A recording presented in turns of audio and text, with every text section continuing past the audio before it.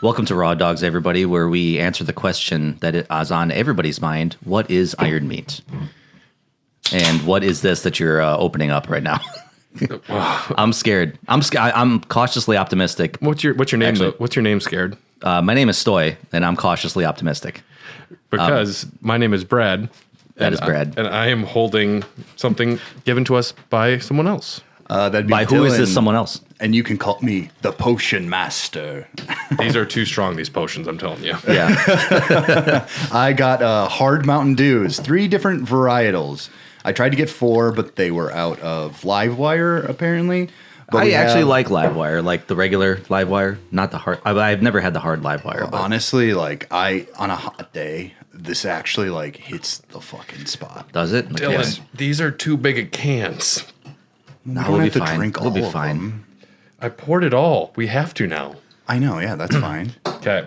I might have one on my own. You guys can try one. This is Raw Dogs. This is Raw Dogs. Cheers, Thanks boys. to David Wise for the dope-ass theme song. Really is dope. I like it. It's great. So this is the regular Mountain Dew, the regular hard Mountain Dew. This is 0 sugar. It doesn't taste like Mountain Dew to me. It kind of does. It, Like, what is the alcohol that they put in it? Is it like? This tastes like vodka. I was going to say I taste vodka in this. Yeah, but I'm really getting vodka out of this. Okay. Now, normally it's not this strong. Normally it's out of the can. It really tastes different. That's really strange. now, technically, this is a flavored beer. This is a beer. this is a flavored beer. This This is- isn't like a malt beverage. Brewed by Green Rebel Brewing Company. wow. It's So I it's brought a a malt beer? It's a malt beverage with natural flavors, artificial sweetener, and FD&C yellow number 5. Can you imagine being a small time brewery and then one day someone knocks at the door and it's Mountain Dew? Hi guys. Ding, ding, ding. They're knocking on the door. Yeah. Hi, I'm Richard Mountain Dew, and I'd like to have I'm a Richard proposition. Dew. I like to have you brew a beer for us. Would but you? have it taste like Mountain Dew? Would you do the Dew for us? I would do the Dew. And they did the Dew, and Yeah. I'm going to be honest, it's the best thing I've ever had. It's changed my life. Has it? Yeah, you know. It's all right. Yeah. You know what? This is this seems like something I would have made as a freshman in high school. Which is kind of what I like about it. But I figure since we're doing a 2-episode run today, Yeah, might as well we get got to a go little hard. toasty. We got to Yeah. go hard. No, when I was, I know it's not very creative at all, but like when I was in high school, we mixed Mountain Dew and vodka. We called it Yeah. a voodoo. so that's what that is. So Well, yeah. that's a pretty fun name. Yeah, it was. I thought we were They actually pretty. have a voodoo I thought I was flavor pretty now. clever. Did you know that? No, I didn't. Well, It's like a mystery flavor I'm every- Christian, so I can't drink that. I know. That's too bad. I also don't read Harry Potter, but that's just because she's a trans fucking monster hater. Oh yeah, that's true. Well, then that would be the Christianity. I think anyway, everyone gets what he meant. Yeah, definitely. Curse you, Rowling! Damn, it's like get her off of Twitter. So Anyway, I had a thought here because the regular hard Mountain Dew This is has an 5%. eagle on it. okay. Then the Code Red has a gorilla or Sasquatch, and then there's a shark for the Baja Blast. And I'm like, well, clearly the eagle is Brad. I think you're the shark. I'm the shark. Yeah, and okay. I'm probably the Sasquatch. Stoy the shark. Okay. Yeah, that makes sense. I thought it was thematic that way too. Maybe. Yeah. I don't know. I'll Fuck sign off on that, sure. Okay. That's all right. great. So what's the live wire then? What's on that can? Do you know? Tiger. A tiger. And that's Tyler. Would that be Tyler? Tyler the Probably, yeah. Tiger. Yeah. He does kind of have like a Tony the Tiger vibe to him. That's... Oh! We miss you, buddy. Are you listening? No. Do we just wake him up? We called him Tyler the Tiger, and he just jumped up. He answered the call. He's probably going to bed right now. Somewhere out there nursing a hangover. Tyler. Tyler, I hope you're doing well. Hope you're Me waking too. up okay. Get some protein in your body in the mornings. It's Some Indie Games good chicken and eggs. Yeah, it's Indie Games Month. It's July. Indie Games Month. Yep. It's kind of a month hidden within 2 months, if you think about it. It's a good time. It's that time in between AAA games where you can actually finally go out and discover a little bit of what the world of video games has to offer. I don't know if that's true this Well, year, though. Yeah, Not it's- this year. It's okay. Indie Games Month just for the podcast because right now Okay. it is, yeah. I always liken the summer to be that time when it's like, okay, there's no big releases coming out, and you know there's stuff coming up on the horizon that it's like, okay, if I want to play anything else, now's the time before, Ghosts of Yotai is my first one that, I'm like, oh, Oh, God. man, yeah. Yeah. Can't wait. Yeah, no Yeah. kidding. Dude, the lo-fi beats mode, Did I gush about that enough in the last episode? We're not gonna get this. This sounds like Dogcast territory. We have to talk about some meat. Sorry. We got to talk about some iron meat. So for the indie games month, we each picked an indie game that we wanted to talk about, and we wanted to have everybody play. And I fell in love with this game when I first played it earlier this year. It's called Iron Meat.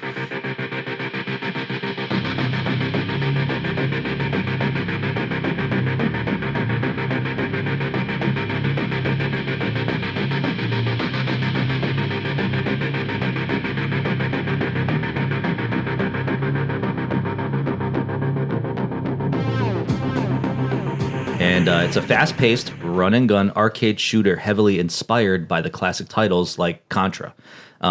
If you know, you know. Players navigate through the retro-style levels, primarily moving from left to right while engaging in intense combat against hordes of enemies. The primary actions involve jumping and shooting. Now, there is a story to this, kind of. I love the storytelling in this. It is the exact right amount of storytelling for a game like this. If there was like mandatory cutscenes and a fucking like Mega Man X5 worth of dialogue every time something happened, I would be upset. That's why I love this game, because you got a lot of these like retro side-scrolling shooters that give you these like long cutscenes, you know, that we're just used to nowadays, and it's like you don't even bat an eye when it's like, okay, all right, here's a long like 10-minute exposition on like what's happening in the world. The game opens up with some guy on a moon base, researching some alien virus, and it mutates and creates demons. And a moon portal that transports all these demons back to Earth. Yeah. And you're a guy with a gun. Yeah. And no idea who you are. You don't even have a name. You're just a soldier. You're just a guy. What this game is, or you're a girl. Actually, it's you can there's different skins. I unlocked. Yeah. A lot. Yeah. Are you really attracted to a woman in this game in particular? No. Okay. No. I'm just making sure. No, yeah. I didn't know if you were 8-bit, 16-bit, or purely 3D horny. No. Rarely 8-bit horny. Yeah, I was going to say. I don't know, Samus kind of got it going on. That did confuse a lot of people, like when they were kids, when all of a sudden Samus's suit, spoiler alert for the original Metroid, when all of a sudden you found out Samus is a girl. I think it was more the idea of a woman in a bikini is what's getting people excited. Not the 8-bit bikini, but just the thought is enough for a child. They're like, what the fuck? Yeah, it took very little when I was younger. Yep. Yeah. Yeah. It's like that jizz in my pants. There was a cold breeze and I jizzed in. So yeah, that's basically the story. Is you're going through Earth trying to mop up the alien infection. Kind of when you think about it, it's infected a lot of things, and we'll talk about some of the things it's infected, which is kind of wild. What this? I mean, as soon as I started the game, I was like, oh, I get it. It's Contra with Doom story. Yeah, pretty much. That's a good comparison. Because I mean, portal to another dimension, some crazy demons, and some Contra-ass gameplay. Yep. I loved it. I was like immediately like locked in hard on this game. I'm so glad you recommended this one, Stoy. Not just because it's I do enjoy the Contra games, find them earth-shatteringly difficult. I'm not a fan of like retrying levels over and over again. Yeah. And this has a really excellent balance to it. I agree. They give you a lot of lives if you play on easy mode. Even on normal, like 30. Even on normal, they give you 15, which I think is more than generous. It's fairly forgiving. Yeah. Which and then the lives you can make it harder. Over, yeah. You can make it hard if you want to, but I appreciate the. This is not early '90s, late '80s gaming anymore. I would just like to beat the game. Yep. Yeah, and I found the art direction really fantastic here. I think one of the standouts to me was that opening animation, which just rocks so fucking hard. Yeah. It really gets you in the mood of what this is, because, you see, like, games from, like, earlier, and you kind of imagine, like, you're playing, like, Doom, but then in your head it's like a full movie, and it's happening right in front of you. So seeing that kind of got me really jazzed, and especially seeing some of the artwork before I even got into the game proper, it kind of put me right into the situation. Yeah, for sure. I think I said that in the Discord in the chat room that this is the way to open a game. Like, it's so hard because like all this chaos is surrounding you. You got helicopters in the background, like, getting destroyed. You have a tank, tanks coming out of nowhere that just like blasting lasers at you and missiles and stuff. It's such a it's such a bombastic opening. So I find the learning curve to be really great too, because usually like the first time on a level, I'll be running forward and just kind of fucking around a little bit, and then I get punished. And the next time I pass through, I don't know, it's good at teaching you the enemies and teaching you like patterns and how to deal with them. Because often if I did die, next time through, it made a lot more sense. I don't know. I think that just the difficulty and the enemies, it just works in a really good way. Yeah. It was the old school tradition of the game is your greatest teacher. So there's no tutorial levels. There's no hitting the pause menu and going back to like, watching video clips of like how to do this or how to do that. Obviously, it's a very simple game. You don't need much of a tutorial. But like you said, you learn real quick what you can and can't do, what you're capable of. You're learning what the enemy patterns are. You're learning, all the things in the background, like the explodable barrels with the legs. They do things. They give you things. You know what really turns me off about modern gaming conventions is that I usually know that the X or the A button is jump. Yeah. And I don't need to be taught that ever again. It's a part of like inherent language. And what I like about this is they're not like, now test the gun on this barrel. Shooting blows up barrels. It's like, okay, yeah, I could have figured that out by aiming and doing it myself. I don't need someone to hold my hand all the way through this. It trusts gamers, and we already know the language. And especially if you buy a game like this, odds are you played Contra games. Yep. Because you're kind of looking for something in that vein. I don't find myself going back to Contra a lot because especially in the late 90s and 2000s, even 2010s, I guess, there were some real fucking stinkers in that series. Yeah, there really was. Contra Shattered Soldier was the last really good one.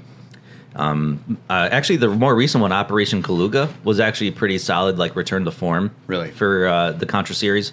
But, arguably, I would say the peak was Alien Wars, and Hardcore, some would say. So that's the one you find on all of I think Alien Wars is on the mini SNES as well. Is that right? Yep. Okay. Yep. That's the prime example in my opinion. Yeah, for sure. So the journey of Iron Meat began in 2017 when Ivan Suvorov, started working on the game. Solo developer, indie developer from Russia. He had a background in programming and pixel art and approached game development as a hobby, basically. So it's so cool that we live in a day now where it's like you can just like pick up game development in your basement, and as long as you have a computer. I mean, look at Toby Fox with Undertale and Deltarune. Yeah. That guy's making money hand over fist. Yeah. Just merchandise alone, he could retire. Yeah, for sure. Licensing for, video game music even too. Oh my God. Like how many people are covering his music? All the time. Initially, the game started as a simple homage to classic run-and-gun titles like Contra and Metal Slug, and I would say I think you nailed it. Executive producer Ryan Schatz. Music was done by Vladimir Tugay. Developers, besides Suvorov and Schatz, also Felipe Higino, I guess. Producer David Biggs, creative director Justin Silverman, the angry video game nerd. If you guys, not the angry video game nerd, but the guy that works with the angry video game nerd. Yeah, okay. Because the angry video game nerd himself has his own game too, as well. The two of them. Justin Silverman based off of him though. Yeah, pretty much his character and everything like that. Which is I don't want to play as a dork. He didn't. It wasn't him that made hardcore dork. He didn't make the game. Yeah, he didn't make the game, but it's his character in the game. Yeah. But Justin Silverman is the bigger fella. Yep. Oh, okay. That there's a lot of hatred for on Reddit, which is for some reason. I don't know. When I saw that he was involved with this game, I'm like, that's awesome because this game fucks. So everyone involved, a tip of the hat. Mm-hmm. Yeah, for sure. It's cool. It's collaboration with Retroware, which is a kind of like a big name in the indie video game space, especially in terms of developing a lot of like retro themed games nowadays. Which is, could you give me an example of some of the other games they've published? I'm trying to think because I know I've seen that name pop up quite often. Yeah, same. I think one of the recent ones to come out, and it's in demo right now, is Neon Inferno. Oh, okay. Which is like a similar style, like it's like a cyberpunk style side-scrolling shooter I should have looked this up because I know I've seen the name pop up on other different kind of like retro themed games, which I was saying it's weird to me that this is a subgenre now of video games, retro styled games. I'm not surprised by it. I think that for a lot of people going into like the 3D realm of things, I feel like for some people that's not what they wanted video games to be in general. A lot of people I know, like Matt, he prefers those older games because it takes a little less learning curve. Less learning curve. There's less to think about and juggle, and that's a language you develop over time, generally speaking. Like even controlling the camera in something like Mario 64 was a huge undertaking. Like, didn't they release like a VHS of how to use the camera in Super Mario 64? Yeah. Just to get like older generations used to it.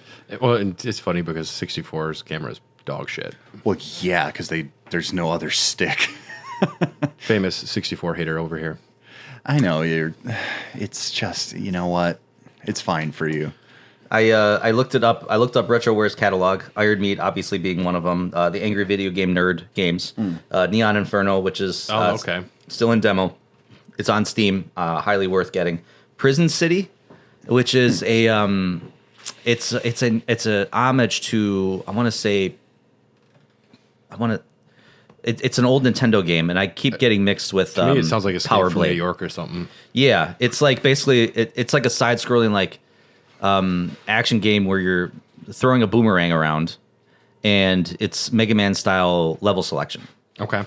And I want to say it's like Power Stone. That's it. I think Power Stone is. Oh, that's rad. I want to say, and then obviously Dumpy and Bumpy.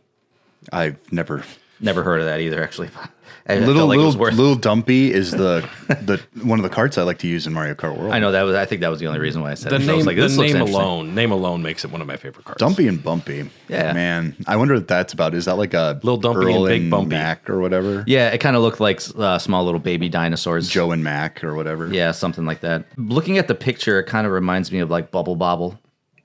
Bite, push, and golf your way through a puzzle-filled adventure. Okay, nothing anywhere near what I thought. You know, golfing your way to adventure. I think what's really great about games like this is, one, that people can get this out quicker than normal. I hear this game had like a 2-year development time, something around the course of that. Mm-hmm. And it's pretty amazing what they do with the background work and telegraphing enemies' attacks. And it feels a little more fair than Contra. Like there's no like screen wipes. Usually there's a way through situations. And I don't know. This one just flowed a little bit better. I'm not great at those Contra games, especially when one hit takes you out. Yeah. So having that like buffer space for me to kind of enjoy what I'm doing and maybe experiment a little bit more instead of doing kind of like a ballet really helped me find my groove with it, because I was bumping to this, and that might be partially thanks to its pretty good soundtrack. Oh, did you do the original soundtrack or the retro soundtrack? Because there's two soundtracks to it. Okay. Original. All right, cool. Yeah. Original. I did both. The retro soundtrack obviously is, it's very chiptune-y, but it's very much a product of. It sounds like a product of, that Super Nintendo era style music. Oh, sure. Which both soundtracks are great, and there's no wrong choice. It's just I think I actually don't know what I prefer, because both soundtracks are really good. So why not both? Yeah, exactly. Well, Are they essentially the same thing, or is it like? Yeah, it's just one is chip. Yeah, it takes the chip tune style. Okay. It's kind of like the Raw Dogs theme song and the Dogcast theme song. There's a more 8-bit version, and then there's like a more modern version. Robust. Thanks, Dave Wise. Mm-hmm. Dave Wise, thank you. The partnership with Serverov and RetroWare allowed him to focus on the game and honing the pixel art skills, while obviously benefiting from the publisher's support. Iron Meat underwent significant changes and improvements over its development period, and by 2020, the game entered what's described as full-on meat mode, with a strong focus on gore and the meat theme.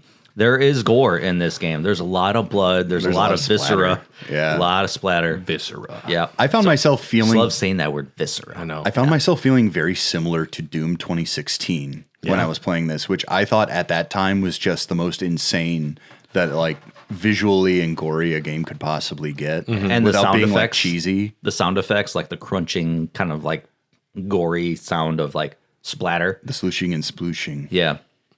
So previous designs for mechanical enemies were replaced with infected humans, highlighting the pervasive presence of the meat. The meat. I like that it's just called that. Yeah. That's such a cool like concept. Yeah. Well, because basically that's what it is. It turns everything into this like visceral, like meaty substance. You know, like obviously we'll talk about the enemies later, but it basically turns them into like hulking masses of, well, meat. Yeah. So. What I like is that it's kind of techno organic in the fact that it can take over like pickup trucks and like, and that's the part that I found super cool because that kind of stuff really gets my imagination flowing. I found the train to be the subway to be like a particularly awesome design. That's always exciting. These kind of games, as soon as you get to the train level, I love it. Yep. And every game that's got a train level that's a 2D side scroller shooter is going to be good. And that's where I felt that this had more of a Metal Slug kind of feel to it. Contra, usually you're facing down like hulking like weird turtles or strange like ropey guys that you have to balance off of.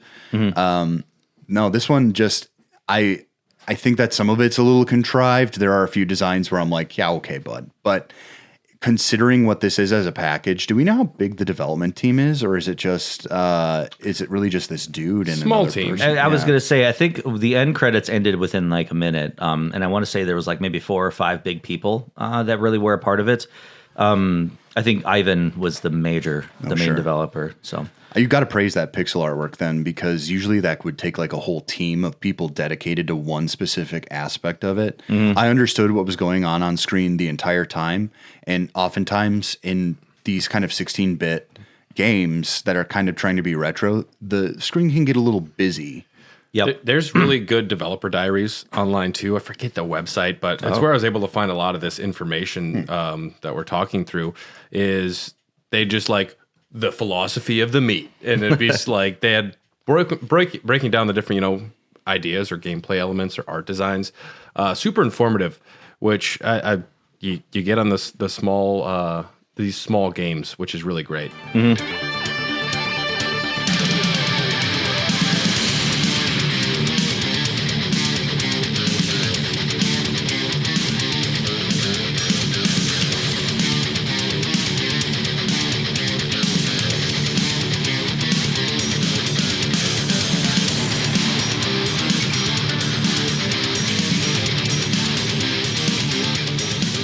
Yeah, for sure. Throughout its development, it aimed to capture that intensity and challenge and classic run and gun games. The developer carefully considered and designed each level, aiming for a strong and confident debut game. And yeah, I mean, me personally, I think they knocked it out of the park. New cutscenes and hand-drawn animations were incorporated to enhance the narrative and overall presentation. I think we talked about that opening cinematic. It looks very nice. Whatever artist that did that, the seamless transitions between all the different actions and the characters and the monsters and the meat was so well done. There was a lot of actual like rotoscoping in that. You don't know what rotoscoping is?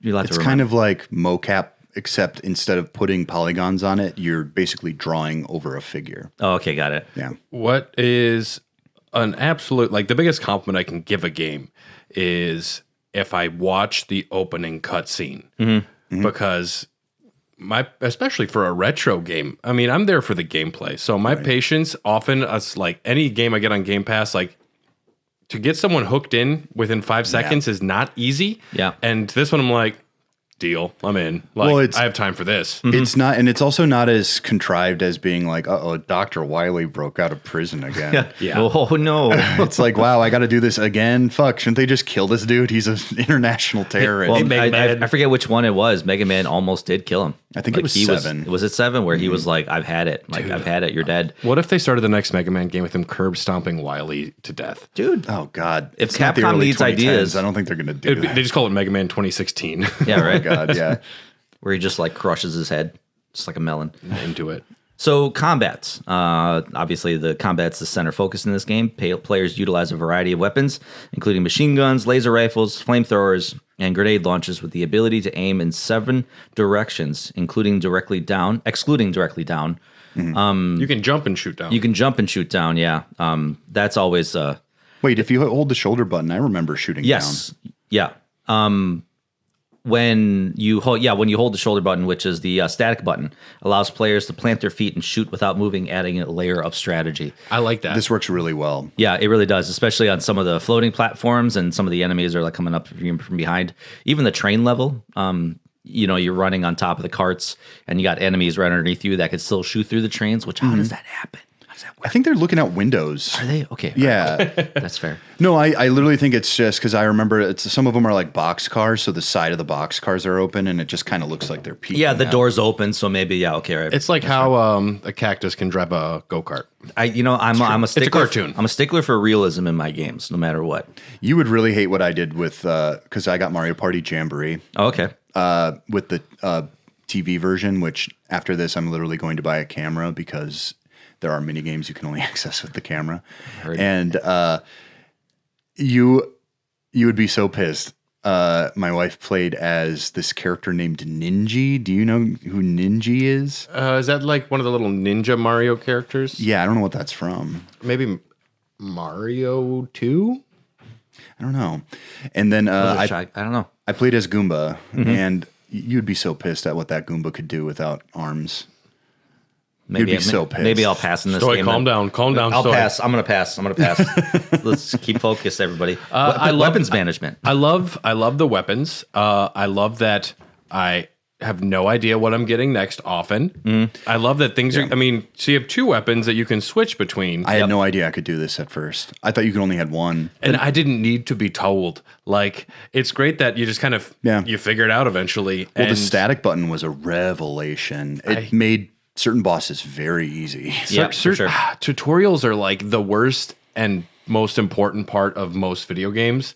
And I love that this one didn't fucking know. It's like, figure it out. Well, the vocabulary is limited. So I figured it out, after a little bit. There are games now that are actively trying to subvert what you think the buttons should be. Like, have you ever played Tunic?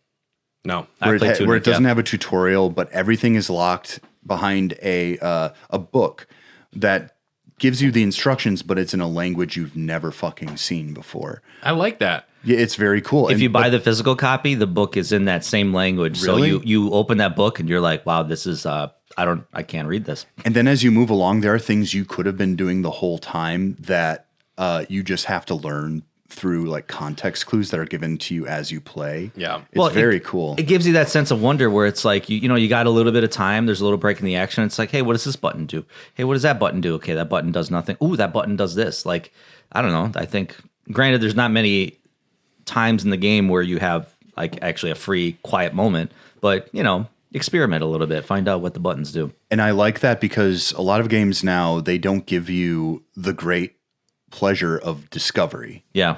Yeah.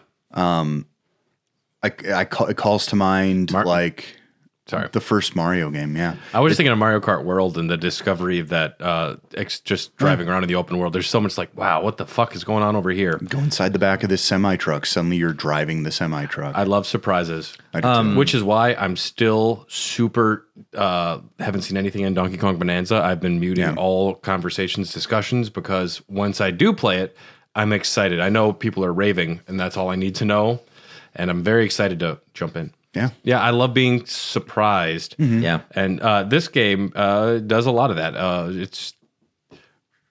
It's so joyous. I think the one disappointing weapon I have, because all the weapons are really good, they have their benefits. I remember from the Contra days, the spread gun. Spread gun was rolls. the fucked hard. Yeah. Like it was like the most. Granted, it was a slow weapon, but it was the most powerful weapon because it allowed the projectiles spread out over a wide range, so it allowed you to really like hit a lot of enemies on the screen at once without having like kind of like a singular directional. Yeah, because in this game you got enemies coming at you from like all different angles. I think my only complaint about the spread gun in this game, which I don't think they call it a spread gun, but as well be. the spread is too narrow almost, which is fine. You know, it's supposed to mimic a shotgun, right? Yeah, I think that's the idea. But I would say, you know, and that's my nostalgic brain. Like, oh man, I wish it was like more like the spread gun from Contra. But this also I still like it. This also has that retro games thing where my fucking dope ass laser is fully leveled up. I'm rocking it. Oh yeah, you get just like nailed by some little enemy that you tried to jump and something went wrong, and you lose it. And that's the worst. That emasculating feeling that like all of your power taken away. Just want to cry a little. Yeah, it's really funny. It really is. I think that's what happens with me with the spread gun. Once you power it enough, that it's just like the projectiles just like flowing through people, flowing through enemies, and then all of a sudden you lose it. You're just like, oh.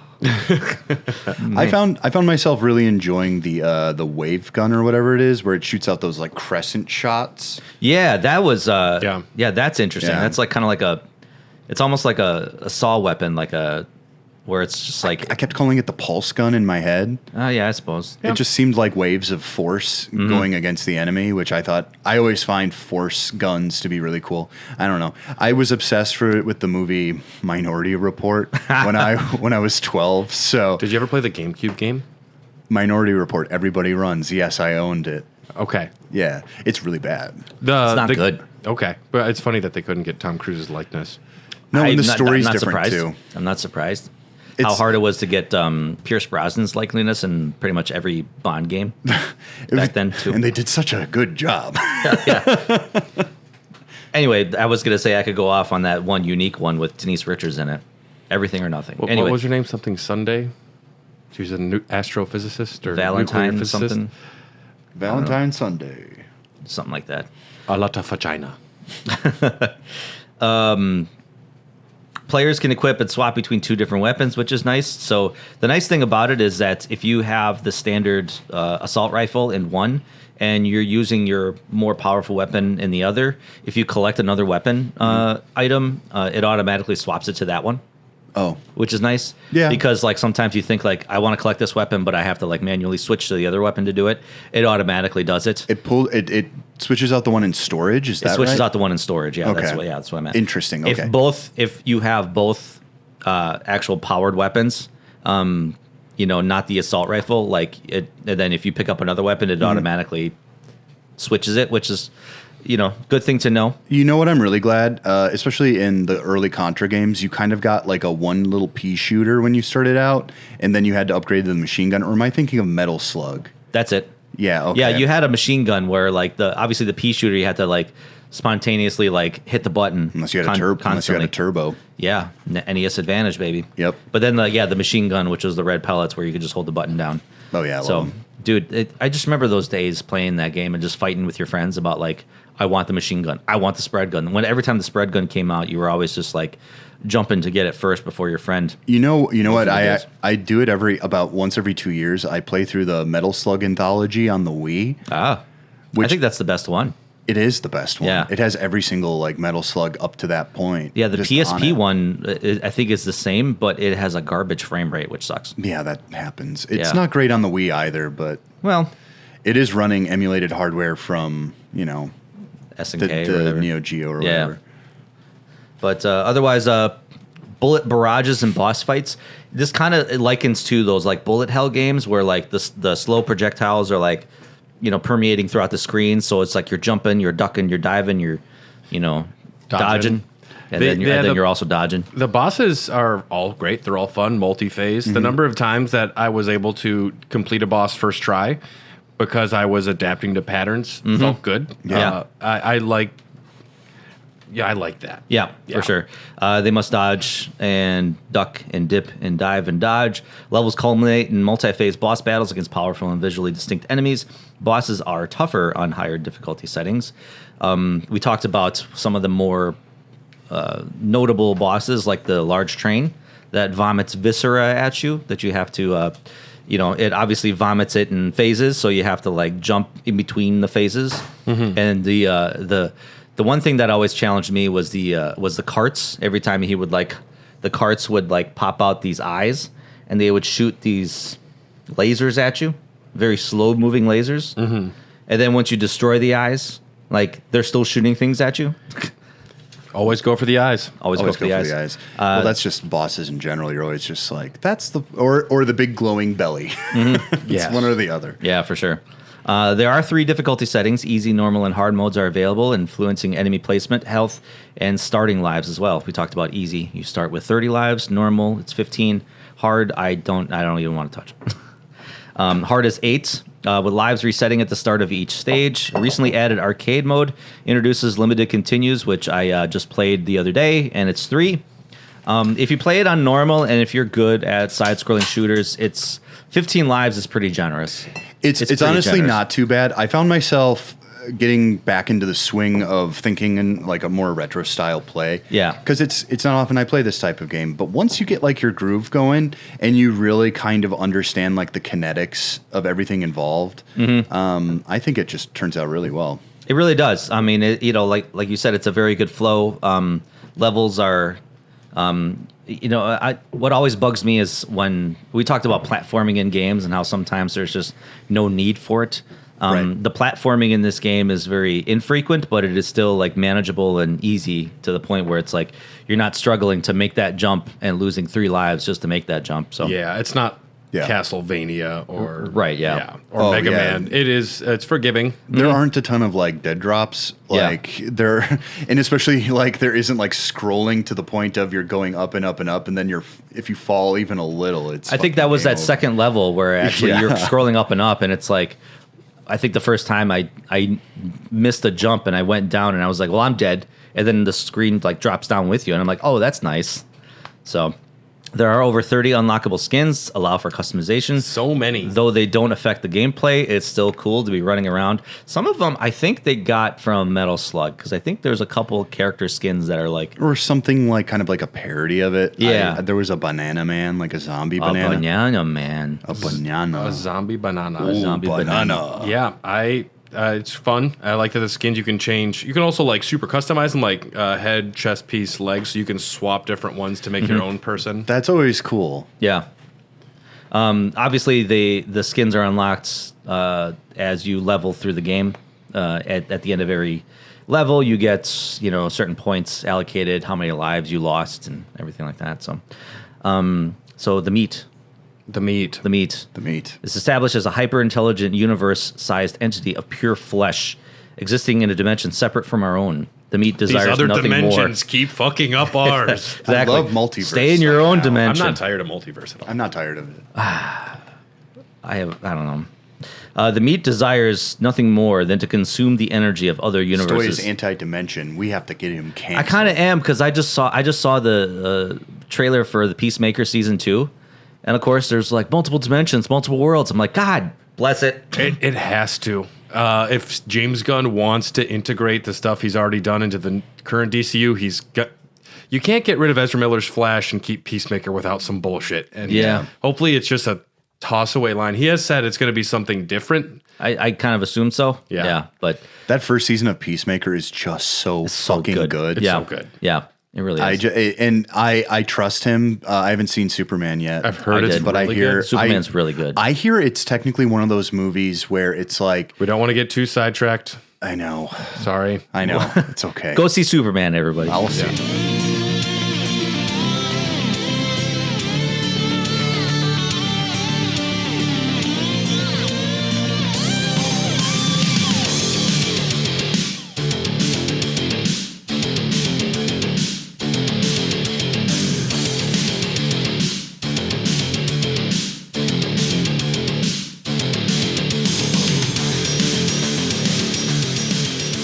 The meat spore allowed itself to be collected by Markov, being brought to his lab and feigning rudimentary sentience.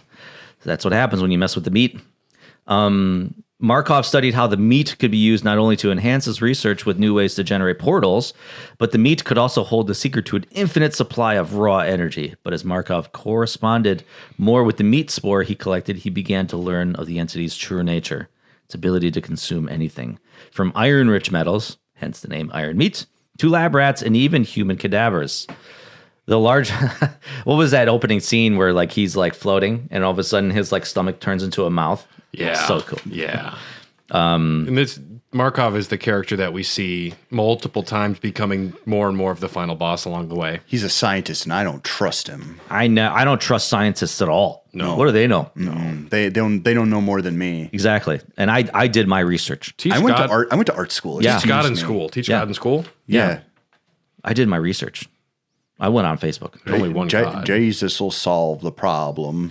The larger the meat grew, the smarter it became until the spore began to crave brain tissue, and the perfect meal was already in front of it. Markov himself. Seizing on the right opportunity, the meat breaks out of its containment and assimilates Markov. Oh, poor Classic. Markov. As the meat controlled Markov flew off to infect more humans, Sasha, a veteran soldier stationed on the lunar base, which is interesting. Sasha is a very, what do they call that, where it's like, Sasha could be a male or a female name. Yeah. So, ambiguous? Ambiguous, that's the word. Yeah. Look at you. Gender neutral? Look at you. Gender neutral. That's even better. Yeah. Look at you. You're so smart. Sesquipedalian. I don't know. Okay. What is that?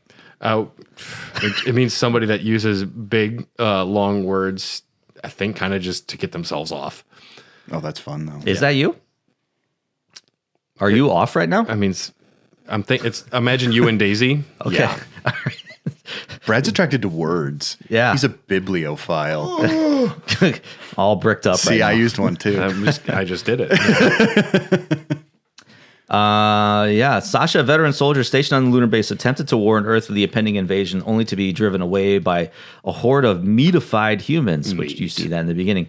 With its simulation capabilities, the meat quickly adapted to human technologies and flesh, rapidly evolving into new grotesque forms, more terrifying than the last. You know what I found? It really does. It gets worse and worse as I found it really funny that they had like a moon base, and somehow the subway trains still look like ratty ass like New York subways. I thought that was like really interesting. I'm like, what are the class divisions here? If we've got like these energy weapons, and then the trains are the thing that are like, so I don't know. Poor people gonna be poor.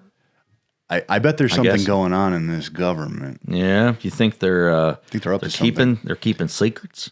I think they got their own video game Epstein, and we got to find him. They got to release those video game files. Release the Mega Man files. Where's the missing minute? Where's the Wily files? Where's the Wily files?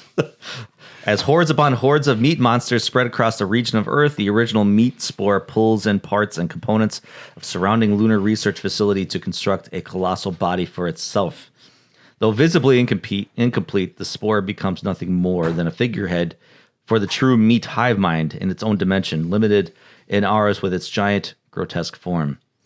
As the Iron Meat Colossus focuses on the influence of the moon and the Earth, it would be Vadim, a super soldier, part of the hastily formed Earth Counter Invasion Force, also known as ECIF. I don't know, I just made that last part up. That would be the one to confront this boss monster, hoping to end the meat's invasion once and for all.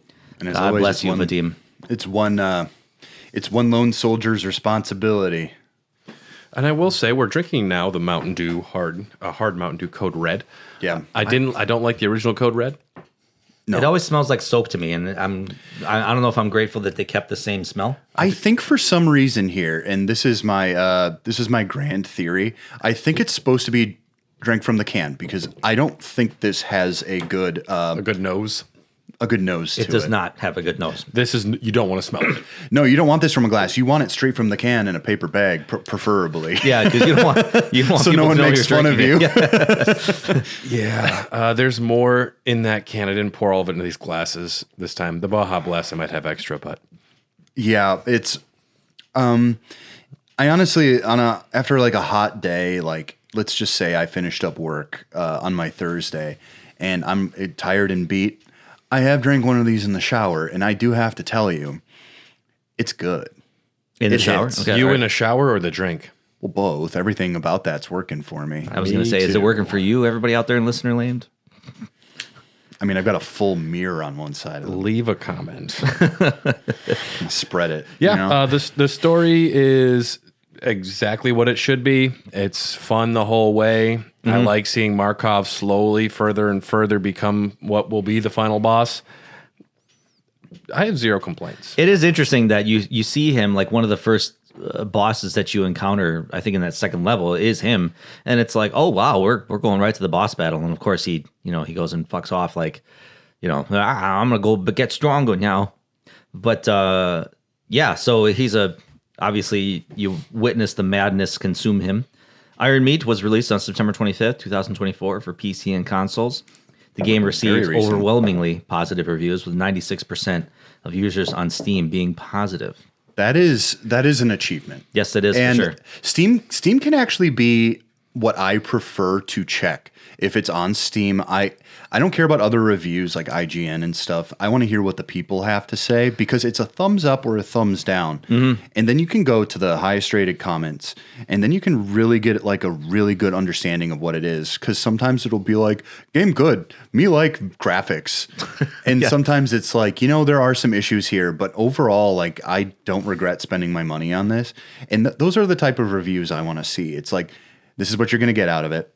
I'm just telling you the hard, plain facts, and I don't know. I trust Steam. Yeah, I agree, because like even going through the Xbox, going through those reviews, it is a lot. It's like, game bad, want something this bad, good. Yes. Well, and then PlayStation doesn't even have like actual reviews that you can type out, which is wild. Which then leads me to going on to places like Steam. Yeah, because I got the app, obviously, and I only trust podcasters' opinions. Like us. I mean, really, they're influencing the modern era. So I think we might be like more important than political figures. I would say yes. Yeah. I would say that I am the leading opinion of the time. Yeah. When it comes to shower drinks. Yes. Honestly, yeah. And food. That's true. I'll save a story for another Are we time. creating another Discord channel called Shower Drinks? No. Okay. All right. Just put it in the regular drinks. I could record myself taking a shower and drinking and do that as a side. That's going to be for Patreon members only, everybody. Honestly, so you're going to have to join the Patreon. Full video. Check out the OnlyFans. Following its launch, Iron Meat received major updates that added new content and features like the mirror mode that allows players through levels with the x-axis flipped, which would break my brain because I'm only used to going right. It also introduced the supercharged rapid fire upgrade, which is activated when a player collects a third copy of an equipped weapon, which is nice to have. Visual enhancements were made to the background of levels. Gameplay mechanics were tweaked for a more balanced experience. Can I just tell you that frame rate? Yeah, solid. It's tight. Gorgeous. Solid. I didn't notice it. I didn't notice like that many dips. Exactly. Like if you get hit, I mean, granted, there are a lot of moments where it's chaotic to the point where there's like a lot of explosions, a lot of projectiles, slowly moving your way. But you cannot blame the game for, giving you bullshit. Like you can manage it for sure. Additional game modes such as arcade, boss rush, and mutation were introduced to provide more replayability options. In my head, I do a little ranking system. It's out of 10. It's kind of basic bitch. Mm-hmm. But when I finished this, I was like 9.4. Wow. Honestly, like no notes, no feedback, like nothing negative. I'm like, this is exactly what it should be. Mm-hmm. And this is a game when I am on a road trip and I pull out my Switch and I'm like, what should I play? Something quick. I'll do some fucking rounds of Iron Meat because I know it's going to be fun, truly kinetic, quick. Yeah. This will be a game that I do go back to. And I think that it's one I could also like, if like someone's over at the house and they're just like, I'm making something, or it's just like, here, throw this on. If Matt's over, they're like, hey, let's just play some 2-player Iron Meat. Yeah, that's it. Yeah, we didn't even talk about that. You can obviously play this 2-player. I haven't done it yet. Yeah. Can you do it online? I don't know. That'd Actually. be great, I didn't see that. I don't know if maybe this does scream couch co-op. I mean, this 100%, screams local, yeah. Yeah, for sure. So I'll have to try it out. Yeah, for sure. I want to say this is a 9.5 for me, because there's still a little bit of that, that bullshit side-scrolling shoot 'em up gameplay that's always just like, man, that's still present after all these years. But there's never a time where it's like I hate it, or I'm like really disappointed, or just not having a good time. Like I said, I think my gamer brain is over 40 years old. So I'm looking through this with nostalgia tinted glasses sometimes, to maybe where there's certain parts of the game that I overlook because it's like, it's that old school retro jank. But I think this game does well to kind of blend the modern creature comforts that we're used to with a really good checkpoint system. stable frame rates, extra lives, a lot of extra lives, and even like forgiving, easy to learn boss battles. I'm glad that this didn't get like Souls-like treatment where it's like, the levels are extremely hard and the bosses are extremely, extremely hard. That's not this game. That's not this game. No. I think this is, if you're got kind of like that itch to kind of play something old school themed, I think this is a good game to get yourself into. Might I say, my favorite design philosophy for games of this genre is that enemies will constantly be coming from both sides if you stick around too long. And the fact that enemies move just a little faster than you, so you have to deal with it. Yeah. Yep. That little gameplay conceit is just chef's kiss. It really just makes you can't be complacent. You have to be moving, thinking, and acting. Well, there are also characters that come out of the background. So The guys climbing the I think fences. is really cool. That's what fucks me up the most the first time, and then and you're ready for them. Yeah. And there are moments in the game that obviously confuse me to where it's like you see NPCs in the background. So like there's like moments where like your buddies will be on the rooftop shooting alongside you.